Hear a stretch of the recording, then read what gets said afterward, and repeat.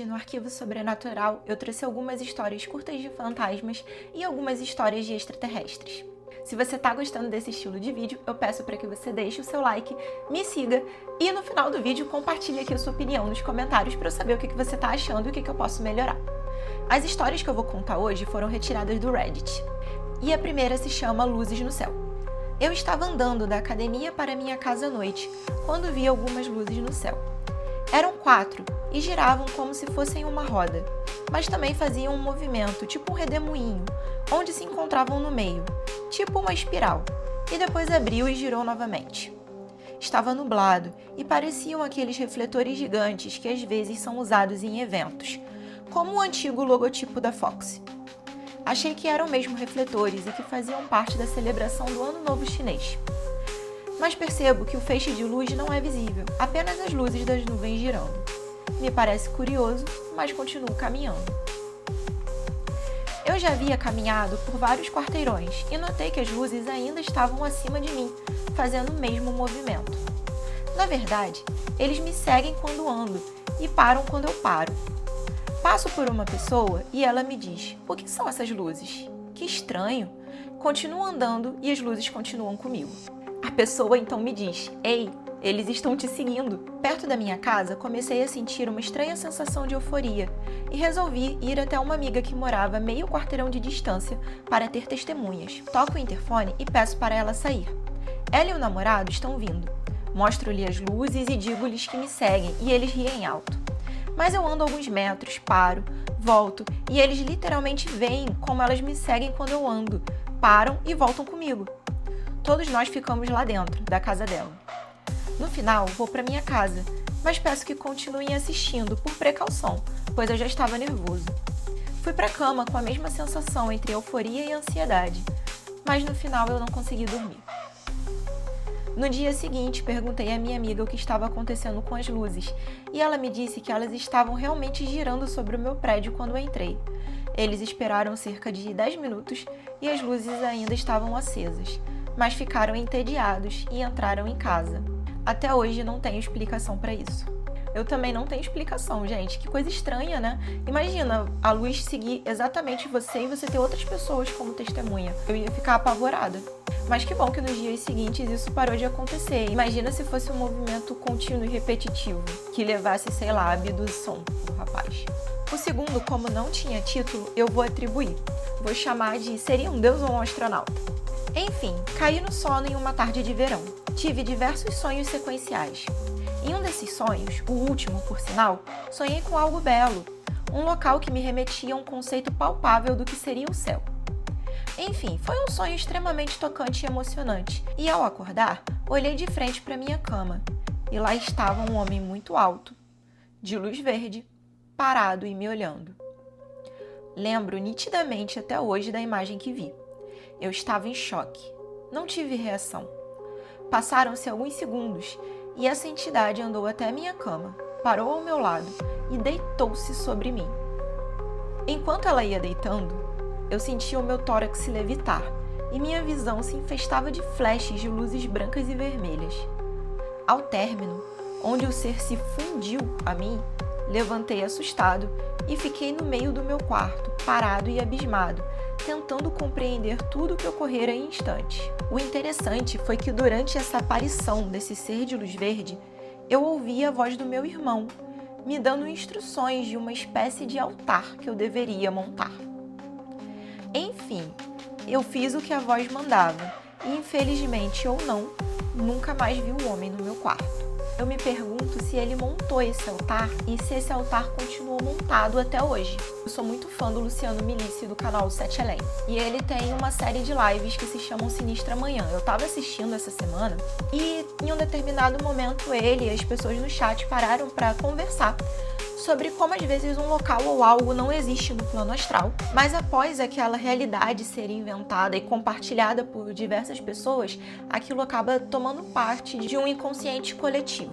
Então, às vezes, em sonho ou em projeções pessoais, nós acabamos fazendo essa criação. Então, nesse relato, não tem como a gente saber se era um alienígena de verdade ou não, se ele teve um contato de fato ufológico, ou se foi um ser espiritual, se foi um fantasma, enfim, que entrou em contato com ele, ou se foi só um sonho. Fato é que, se ele monta o altar e começa de fato cultuar e fazer o que aquilo pediu, ele acabou de criar uma egrégora que passou a existir. E ele pode estar convidando alguma coisa para entrar. Pelo menos essa é a minha opinião. E a próxima é: comprei para minha filha um assento de carro vencido para sua boneca. A chuva batia suavemente na janela. O ar frio podia ser sentido através do vidro. Estou sentada encolhida no sofá enquanto rodo meu celular, depois que a hora de dormir já passou. Com as crianças dormindo, esse é o momento perfeito para procurar uma cadeirinha de carro para a boneca de bebê da minha filha, que parece incrivelmente realista. Só que tem um problema: a criança quer uma cadeirinha realista para a boneca realista dela. Ah, é isso, murmuro para mim mesmo em voz alta. Assim que a ideia veio à minha mente, comentei no post: procurando uma cadeirinha de carro vencida para a boneca de bebê da minha filha. Com certeza eu conseguiria uma dessas por um preço mais barato. Acho que uma de verdade, né? Que ela tá querendo. Quase instantaneamente recebi uma resposta. A mulher parece legal. Diz que manteve a cadeirinha do bebê dela por tanto tempo que não pôde mais ser usada com segurança. Perfeito, já que duvido que a boneca esteja em qualquer perigo sério. Peço para ela me enviar uma mensagem, conversamos um pouco e depois combinamos um horário para nos encontrarmos para que eu possa finalizar minha busca. A cadeirinha está em condição razoável, um pouco de poeira e o que mais, mas isso é esperado. Ela cheira levemente a talco, apesar de estar vencida há anos. Limpo e vou buscar a boneca da minha filha para poder encenar a entrega para ela. Vem aqui, bebê, eu tenho uma surpresa para você. Ouço então os pezinhos dela correndo pelo corredor. Ela gaspa audivelmente. Obrigada, mamãe. Pode-se dizer que ela adorou o presente. Um ponto para a mamãe do dia. E ela leva a cadeirinha de volta para o quarto para brincar. Avançando cerca de 2 semanas, tem acontecido muitas coisas estranhas na nossa casa. Não consigo ligar isso definitivamente à cadeirinha, então tento não pensar muito nisso. Todo mundo ouve barulhos estranhos em suas casas antigas, não é? Então um dia as coisas ficaram realmente estranhas. Minha filha deixava a boneca dormindo enquanto brincava com seus outros brinquedos, e ocasionalmente a boneca desaparecia. Por um tempo, eu atribuí isso a um brinquedo perdido. Crianças perdem brinquedos o tempo todo, isso não é estranho, mas então começamos a encontrar a boneca em poses estranhas. Às vezes a boneca estava presa na cadeirinha, só pequenas coisas. Perguntei a ela sobre isso e ela negou qualquer envolvimento. Eu estava ainda desconfiada, mas deixei pra lá. Depois de um tempo, parei de culpar minha filha. Toda noite, antes de dormir, eu arrumava o quarto dela, e toda noite eu achava a boneca sentada em algum lugar diferente. Às vezes na cama, às vezes no chão. Uma vez, eu achei-a enfiada na caixa de brinquedos dela com a tampa fechada. De manhã, ela estava então de volta à cadeirinha, com o cinto preso. No começo, eu assumi que a minha filha estivesse fazendo isso depois que eu ia para a cama. Mas as tiras daquela coisa eram frustrantes o suficiente que até eu tinha que lutar contra elas. Ela não conseguiria prender o clipe de peito naquela maneira. Então a cadeirinha começou a se mover. Nada dramático. Eu deixaria de frente para a janela do quarto dela e depois a encontraria virada para o corredor. Eu a levava para a sala de estar para que ela pudesse brincar enquanto eu cozinhava o jantar, apenas para descobrir que ela estava de volta no quarto uma hora depois. Cada vez eu me convencia de que simplesmente havia me esquecido de movê-la. Até que uma manhã eu entrei no quarto dela e congelei. A boneca não estava apenas presa. A alça estava travada na posição vertical, como se alguém a tivesse carregado até ali, a alça de cima da cadeirinha. Tudo isso é um pouco assustador. Ou talvez eu seja um pouco supersticiosa. Então voltei e mandei mensagem para a mãe de quem peguei a cadeirinha, só para ver que a conta dela tinha sido deletada. 0 vestígios. Ok, isso é assustador. Decidi naquele momento que a cadeirinha tinha que ir. Não consegui me livrar da sensação de que me desfazer dela era a coisa certa a fazer.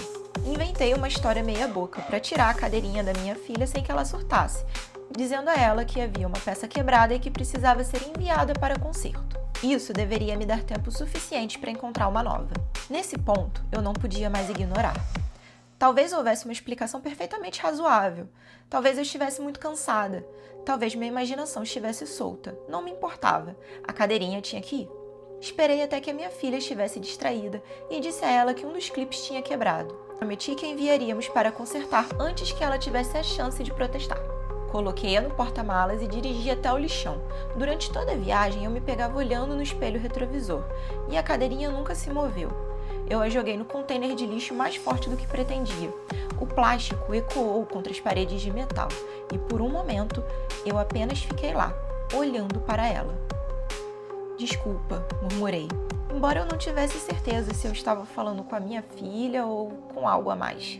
Virei-me e comecei a caminhar de volta para o meu quarto. Clique! E eu parei. Era um som fraco, mas inconfundível. O som de um clipe de cadeirinha de carro se fechando. Devagar, eu olhei por cima do ombro. O container não havia se movido. Nada havia se movido. E a cadeirinha estava exatamente onde eu a jogara. Disse a mim mesma que era só eu mudando de posição sobre o meu próprio peso. Entrei no carro e dirigi para casa sem olhar para trás. 3 dias depois, minha filha saiu correndo do quarto dela, com a cadeirinha na mão. Eu fiquei pálida como se tivesse visto um fantasma. Mamãe, você consertou! Eu ainda não comprei uma nova. De onde veio essa? Ela parece a mesma, mas com certeza não é a mesma cadeirinha que eu deixei no lixão. Não pode ser, certo? Essa aqui também me deixa muito arrepiada, porque uma cadeirinha de bebê é algo grande. E se ela realmente jogou no lixão, viu que a cadeirinha ficou lá e voltou para casa sem nada, aconteceu aqui um fenômeno chamado materialização. E não é qualquer espírito que faz isso, precisa ser um espírito muito forte, e são casos raríssimos que nós temos relatados de uma fonte ou outra aí pela internet. Geralmente, quando existem estudos e, enfim, notícias envolvendo materialização, os únicos casos que eu vi, gente, foi naquele programa Maldições antigo do Discovery, tá? Mas geralmente são objetos pequenos, porque o espírito precisa de muita energia para conseguir fazer isso. Então, se ele conseguiu mover uma cadeira grande, eu não sei que tipo de coisa tá na boneca da filha dela. Existe outra possibilidade, que é ela ter saído de casa, achado que jogou a cadeirinha no lixo, voltado pro carro e achado que viu o banco de trás vazio e voltado com a cadeira, como se ela tivesse entrado em um transe. Eu acho que seria mais fácil para um fantasma ou um espírito manipular alguém telepaticamente do que fazer uma materialização, que é de fato um fenômeno mais raro. Mas me diz aí você qual é a sua opinião. Me conta aqui nos comentários. Se você gostou desse vídeo, deixa seu like e me segue para não perder os próximos.